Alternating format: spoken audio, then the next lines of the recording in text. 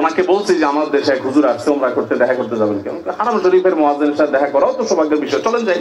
গেলাম, যাই দেখি একটা কোর্টে উনি একটা সাধারণ একটা ডেস্কে চাকরি করেন, হারামের মুয়াজ্জিন। আমরা যদি বাইতুল মুকাররমের মুয়াজ্জিন হইতাম তো আমাদের ঠেলায় তো মানুষ টিকতো না, আবার চাকরি করা। হারামের মুয়াজ্জিন, যে বেতন, যে প্রটোকল, যে সম্মান, আবার চাকরি করা লাগে, কিন্তু করতেন। পাড়া মহল্লার যে সমস্ত মসজিদের ইমামরা, মুয়াজ্জিনরা, তারা সবাই হয় পুলিশে চাকরি করে, আর না হলে কোনো স্কুলে তারা শিক্ষকতা করেন। বেশিরভাগ এই দুই ক্যাটাগরিতেই থাকেন। আমি সৌদিতে যে বাসায় ছিলাম, আমার বাসার পাশের মসজিদ, যে মসজিদে ৫ ওয়াক্ত নামাজ আমি জামাতে পড়ার সুযোগ পেতাম, সেই মসজিদের ইমাম সাহেব, তিনি বিরাট বড় শিল্পপতি, অনেক ব্যবসা প্রতিষ্ঠান, তার অনেকগুলো বড় বড় চেইন সব super market, Dahiya super market নাম, বিরাট নাম করা দাম্মামে।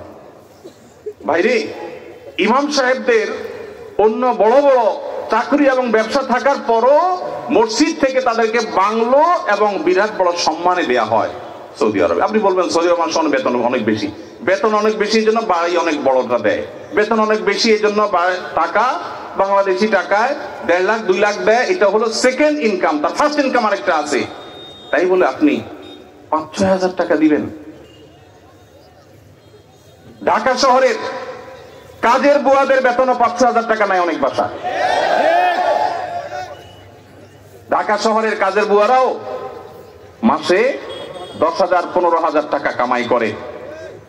ঢাকা শহরে কোন দারোয়ানের বেতন ৫,০০০-৬,০০০ টাকা নাই, কোন পিয়নের বেতন ১০,০০০ টাকার নিচে নাই।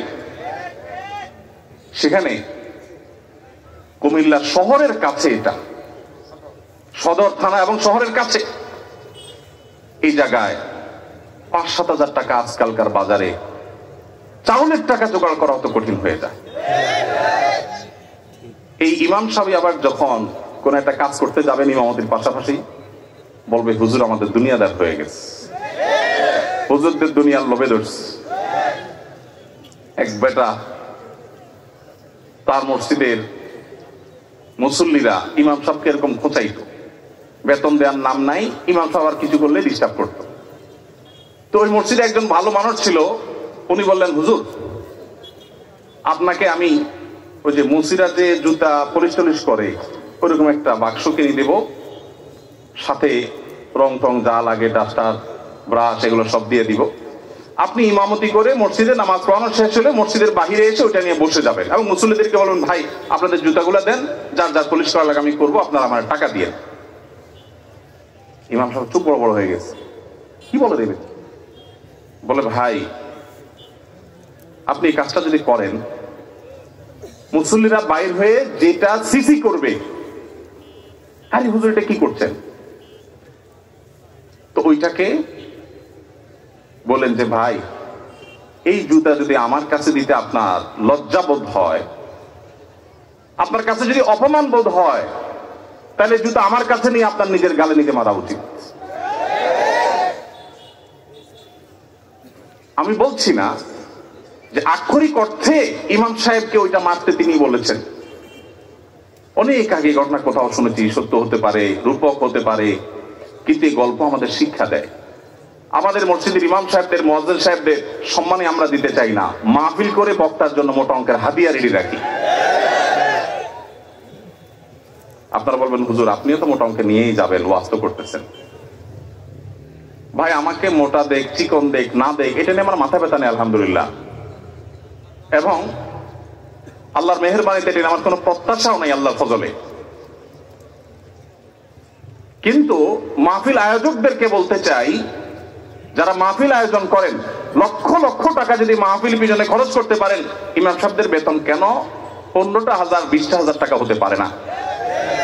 এই দেশে বিভিন্ন শ্রেণী পেশার মানুষদের বেতনের সর্বনিম্ন স্কেল বা একটা স্কেল ঠিক করে দেওয়া হয়।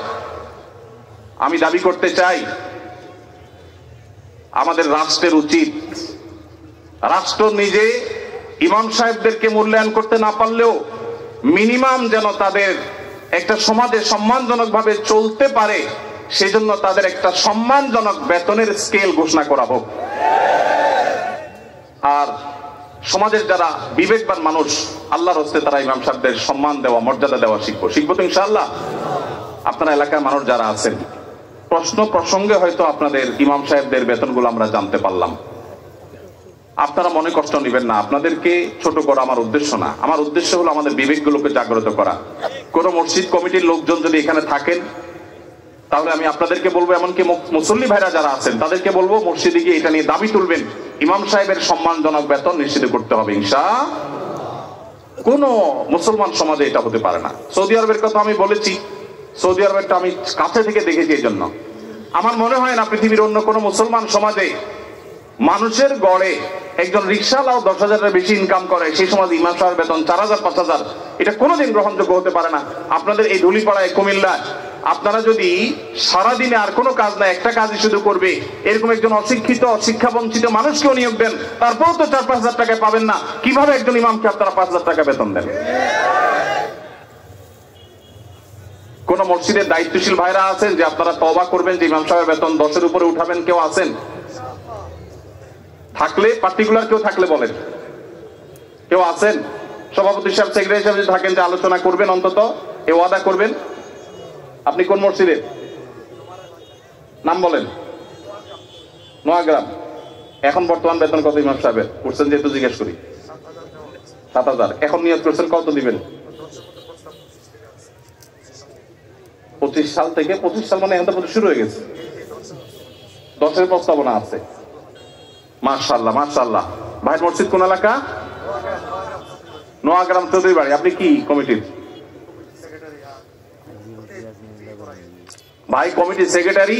ওনার মসজিদের ইমাম সাহেবকে ওনারা এই মাস থেকে 10,000 টাকা দেওয়ার নিয়ত করছে, বলে আলহামদুলিল্লাহ।